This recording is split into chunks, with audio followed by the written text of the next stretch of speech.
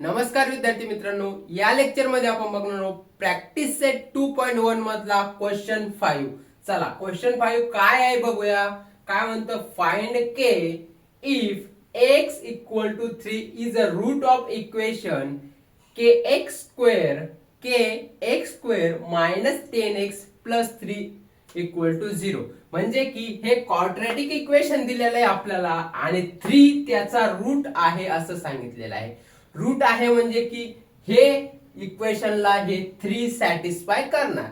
Okay, म्हणजे यामध्ये बघा एक्सच्या जागी सगळ्या एक्सच्या जागी आपल्याला किती टाकायचा 3 आणि मग काय उरतो इथं के, पण तोच आपल्याला के फाइंड करायचा आहे. आणि हा अशा टाइपचे क्वेश्चन बोर्ड एक्झामला येतात.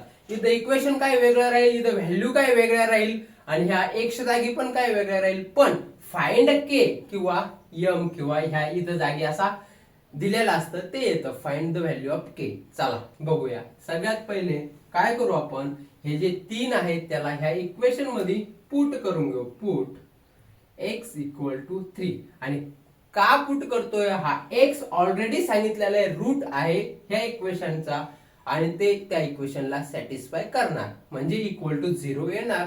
आलं. चला बघा, हा k जशाचा तसा आणि x च्या जागी किती आपला 3 त्याचा स्क्वेअर मायनस 10 x च्या जागी किती आपला 3 मग गुणिले x च्या जागी 3 10x इथे किती असतो गुणिले सो प्लस 3 इक्वल टू 0. ओके, चला के आता 3 चा स्क्वेअर किती 9. स्क्वेअर कसा काढते, तीच संख्या गुणिले तीच संख्या इक्वल टू स्क्वेअर म्हणजे त्याच संख्येने त्याच संख्येला गुणिलं तर स्क्वेअर निघतो. 3 चा स्क्वेअर किती 9.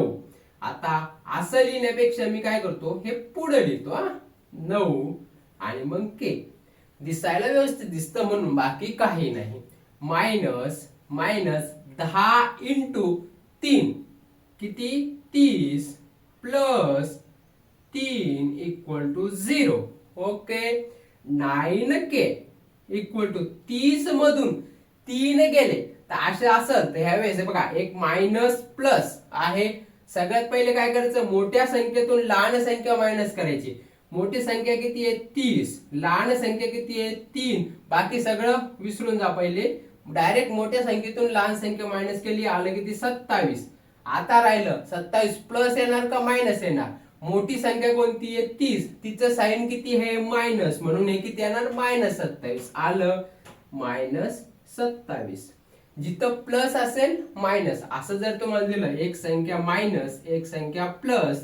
ओके, तर या अशा टाइपच्या घ्यायच्यासाठी काय करायचं, सगळ्यात पहिले मोठी संख्या घ्यायची, त्यामधून लहान संख्या मायनस करायची उत्तर आलं. पण हे उत्तर डायरेक्ट लिहायचं का नाही, मग मोठी संख्या जी आहे तिचं पाहायचं साइन काय आहे.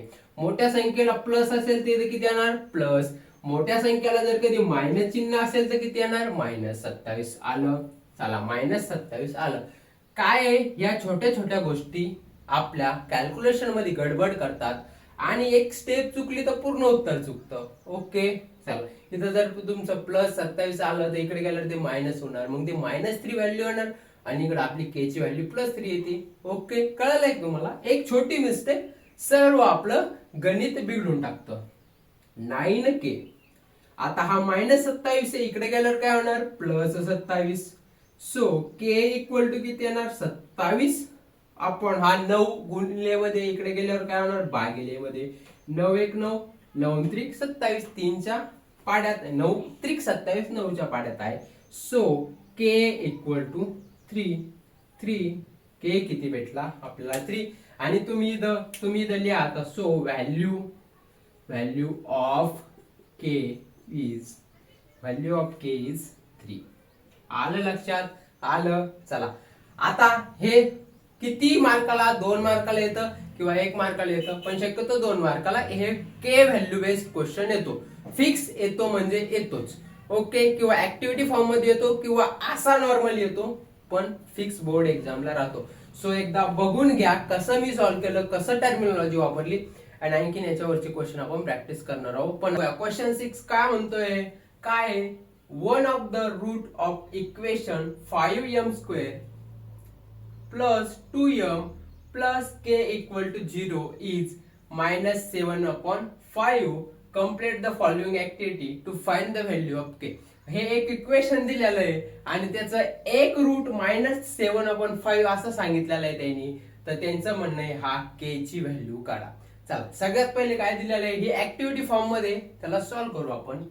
Dash dash is a root of quadratic equation. मग काय येणार इथं, मग आपल्याला दिलेलं आहे मायनस 7/5 मायनस 7/5 हा एक रूट आहे क्वाड्रॅटिक इक्वेशन. कोणता, 5m² प्लस 2m प्लस k equal to 0. Okay, put m equal to, आता म्हणजे हा जो रूट असतो तो कुठे टाकतो आपण, हा m च्या जागी टाकतो. मग जेणेकरून आपल्याला काय भेटणार, k ची व्हॅल्यू. मग m च्या जागी किती टाकावं लागेल आपल्याला, मायनस 7/5 इन द इक्वेशन, जे इक्वेशन दिलेलं आहे त्याच्यामध्ये. आता 5 इंटू इथं काय आहे m स्क्वेअर, m च्या जागी काय टाकायचं आपल्याला, मायनस 7/5. मग मायनस 7/5 चा स्क्वेअर येणार. ओके, 2 इंटू काय आहे m च्या जागी काय टाकलं आपण, मायनस 7/5 प्लस k. कळतंय का इथपर्यंत? कळलं असेल तर सांगा, काही डाऊट असेल तर तो पण सांगा. आणि नवीन असेल तर चॅनलला लाईक करा, शेअर करा आणि सबस्क्राईब करायला विसरू नका. सगळं बघा. आता पुढं काय आहे हे सॉल्व करायचंय आपल्याला. आणि हे इकडं, आता मी काय करतो याला इथं सॉल्व करतो या साईडला, कारण की आपल्याला इथं डायरेक्ट दोन बॉक्स दिलेले आहे बघा. 5 इंटू काय मायनस 7/5 म्हणजे हे जे आहे ना हे याचा पूर्णचा होल स्क्वेअर आहे.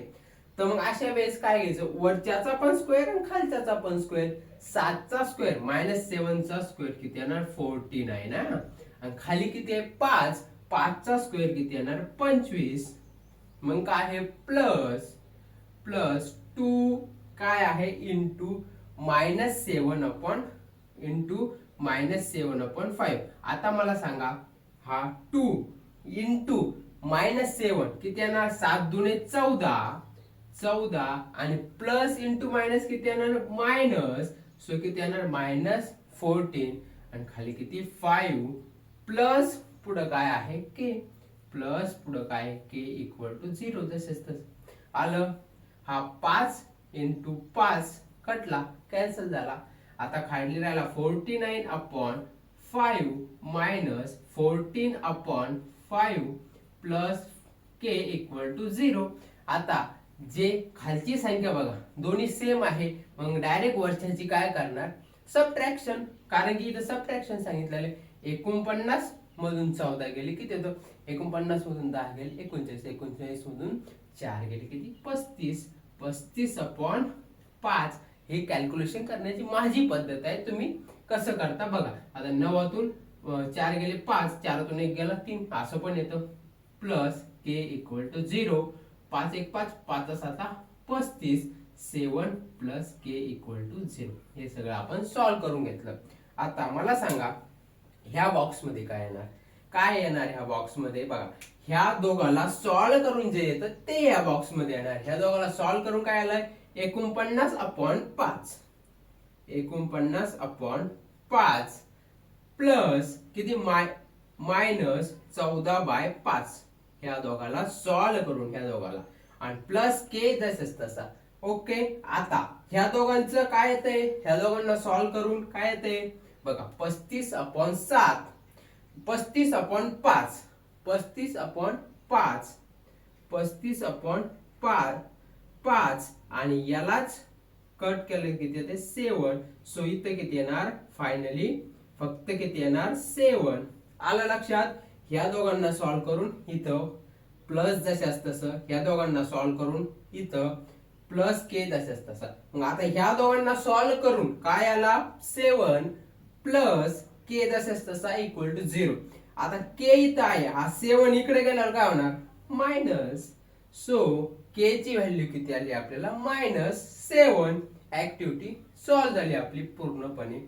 ओके मित्रांनो, अशाच व्हिडिओसाठी आपल्या चॅनलला लाईक करा, शेअर करा आणि सबस्क्राईब करायला विसरू नका. भेटूया नेक्स्ट व्हिडिओ मध्ये. तोपर्यंत धन्यवाद.